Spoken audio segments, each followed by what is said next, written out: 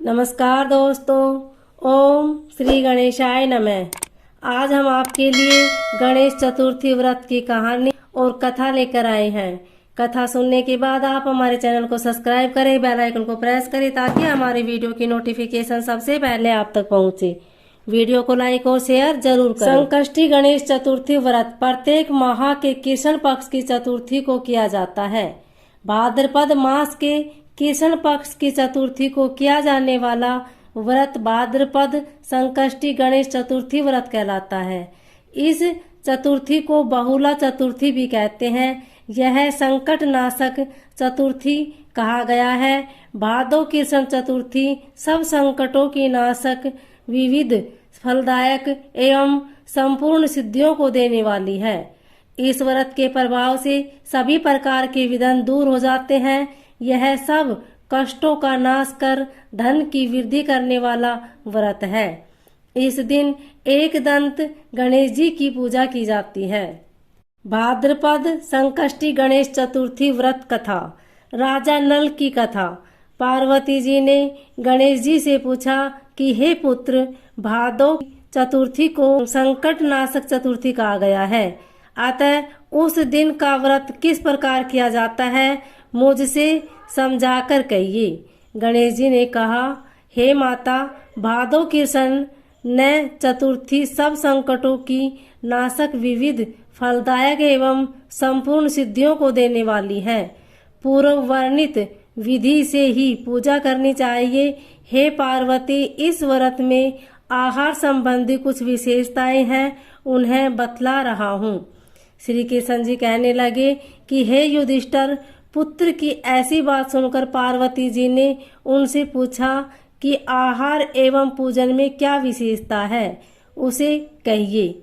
गणेश जी ने कहा कि गुरु द्वारा वर्णित प्रणाली से इस दिन भक्ति भाव से पूजन करें। चतुर्थी के दिन प्रातः नित्य कर्म से निवृत्त हो तो व्रत का संकल्प करें। तत्पश्चात रात्रि में पूजन और कथा श्रवण करें। पूर्व काल में नल नामक एक पुण्यात्मा और यशस्वी राजा हुए। उनकी रूप शालिनी रानी दमयंती नाम से प्रसिद्ध एक बार उन्हें और श्रापग्रस्त रानी के वियोग में कष्ट सहना पड़ा। तब उनकी रानी दमयंती ने इस सर्वोत्तम व्रत को किया।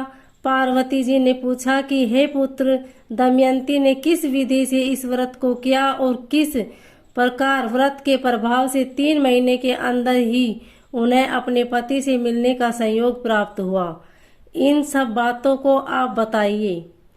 श्री कृष्ण जी ने कहा कि हे युधिष्ठिर, पार्वती जी के ऐसा पूछने पर बुद्धि के भंडार गणेश जी ने जैसा उत्तर दिया उसे मैं कह रहा हूँ, आप सुनिए। श्री गणेश जी कहते हैं कि हे माता, राजा नल को बड़ी बड़ी आपदाओं का सामना करना पड़ा।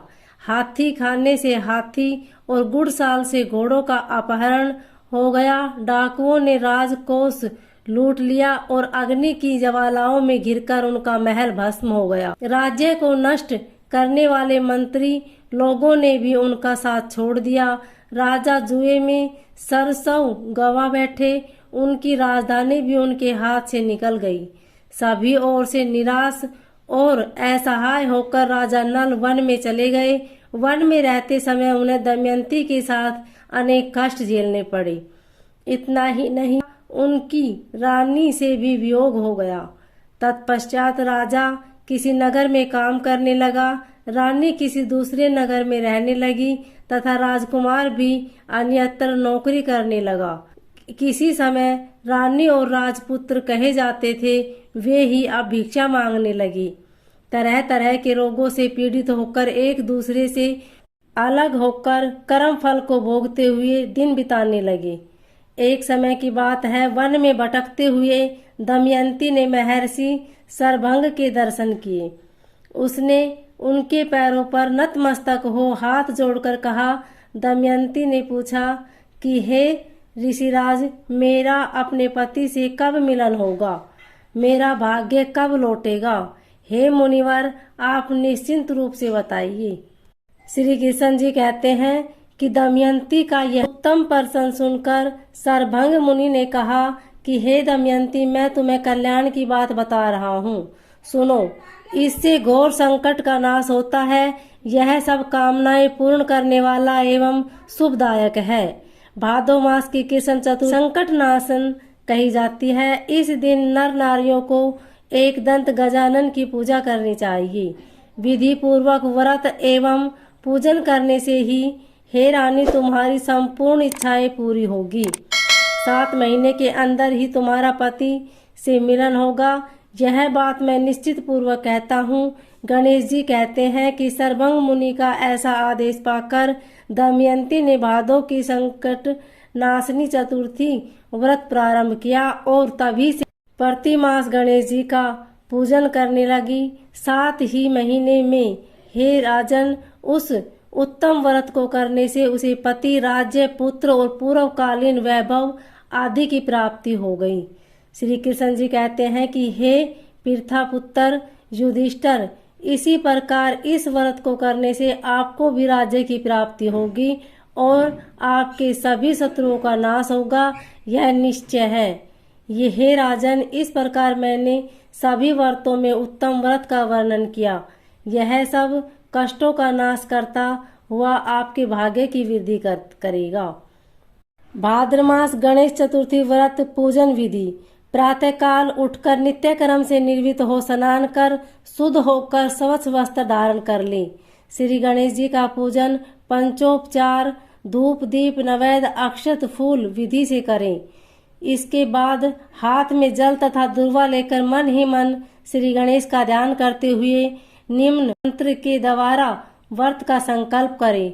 अब कलश में जल भरकर उसमें गंगा जल मिलाए, कलश में दुर्वा सिक्के साबुत हल्दी रखे। उसके बाद लाल कपड़े में कलश का मुख बांध दे। कलश पर गणेश जी की प्रतिमा स्थापित करें। पूरे दिन श्री गणेश जी का ध्यान करें एवं एक स्नान प्रदोष काल में और कर ले। स्नान के बाद श्री गणेश जी के सामने सभी पूजन सामग्री के साथ बैठ जाएं। विधि विधान से गणेश जी का पूजन करें, वस्त्र अर्पित करें, नैवेद्य के रूप में मोदक अर्पित करें। चंद्रमा के उदय होने पर चंद्रमा की पूजा का अर्घ्य अर्पण करें। उसके बाद गणेश चतुर्थी की कथा सुने अथवा सुनाए। तत्पश्चात गणेश जी की आरती करें।